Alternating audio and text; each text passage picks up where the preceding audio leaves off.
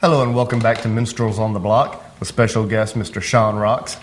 So Sean, tell me about your time in West Texas, your experiences.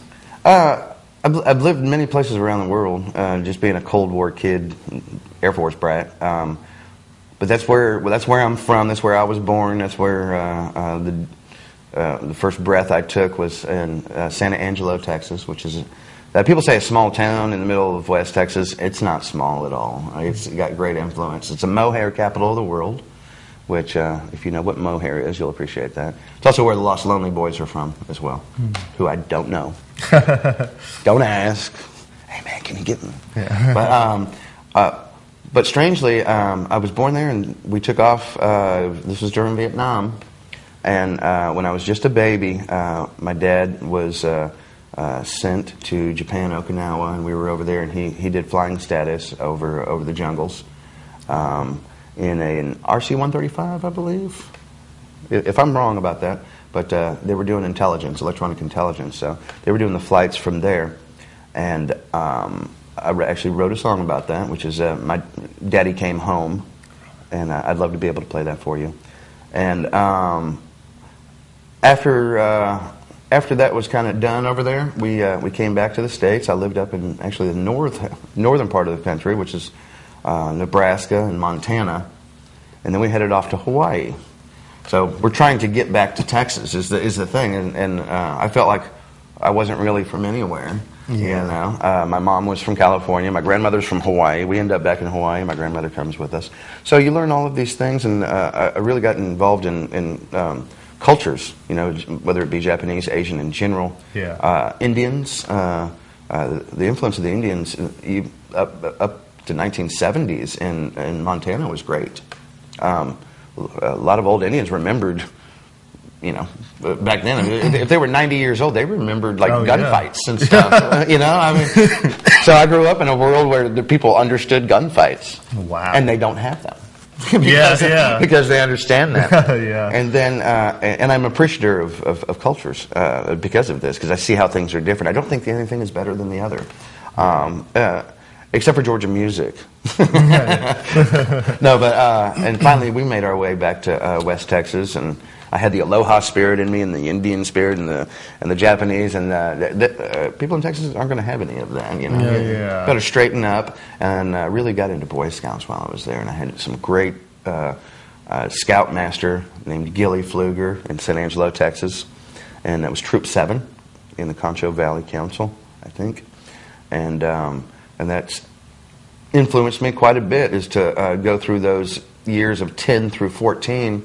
Our growing years, you know, to be surrounded by West Texans and very pragmatic, get stuff done, no frills. But of course, I have more frills, so that's why I came back to Georgia. Well, being a youth at that age, I'm sure there's a lot of magical memories involved in that. The wind out there is very different. Here in the valley, it can be 90 degrees, and you don't even want to exist outside. Yeah. There, it can be 100 degrees every day in the summer. It's not, but it could be, and there would be a wind, and it's a hot wind, but it kind of cools you down. Yeah. And that's a surprising thing, even when you move down from Atlanta down into the valley, is, wow, there's no breeze. No breeze for 3 months. It's a sauna. Yes. It makes it tough to play outside, too. Very. But a lot of those values, probably West Texas values, got integrated into into the scouting, and I got to experience being out there among the mesquite and the buttes, and going out there with a compass and trying to figure out elevations and everything like that. It was pretty cool, a pioneering spirit, and I guess that's what I kind of.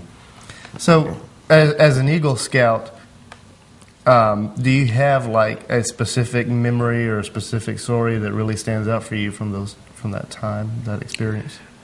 Yes, for people that don't know, Eagle is kind of like a rank, or it is a rank. Not everybody attains it. And I read something the other day because somebody goes, how many people are Eagle Scouts? And it said something like 5% of all boys that became Scouts.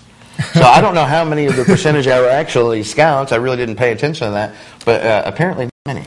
But there's one folk tale, which kind of lends back into the music, that was shared with me, and I'm pulling together the the years and the numbers and everything, and I'm kind of playing with them in this song right now.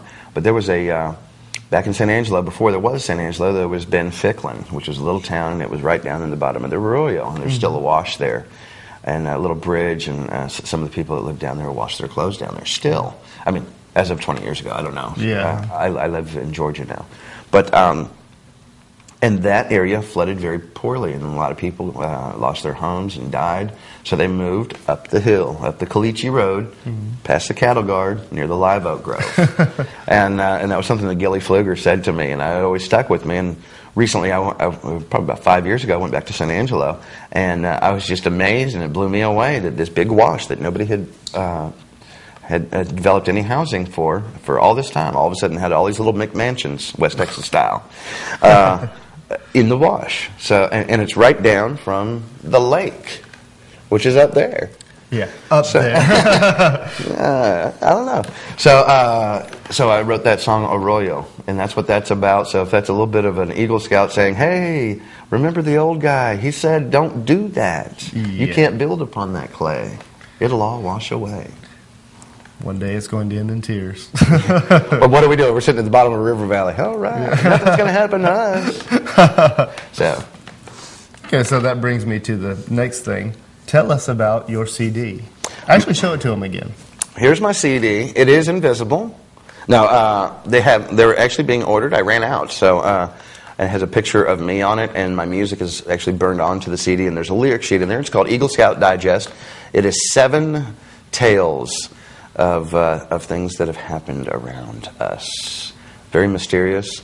Check that out. Randy Dameron from Rock and Roll Pest Control plays guitar on it. Randy's a wonderful friend, and he really has added an amazing color of music playing lead.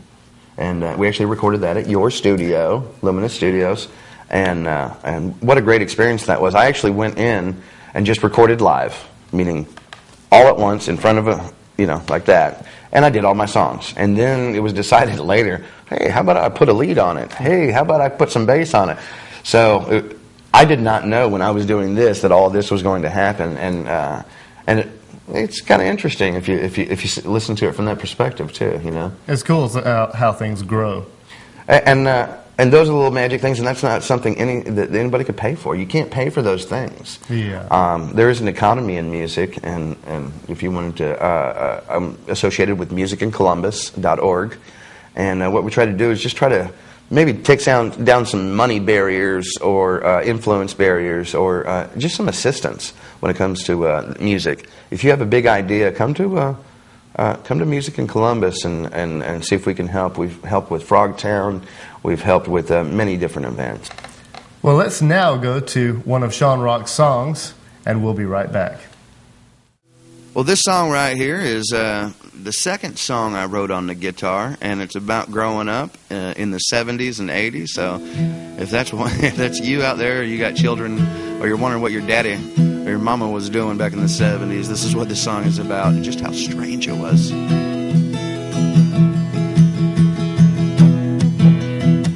It's got a romp.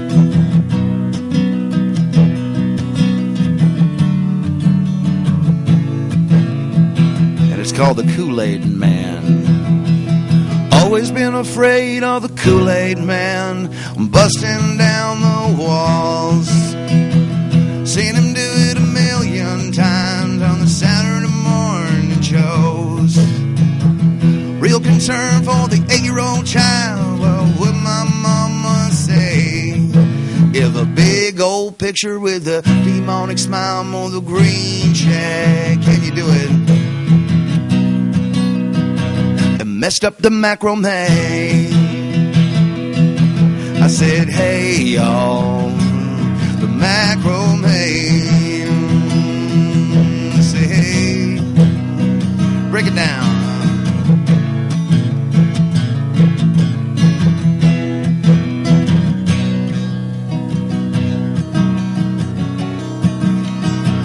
Got my education from a Talking Bill and a hankering hunk of cheese.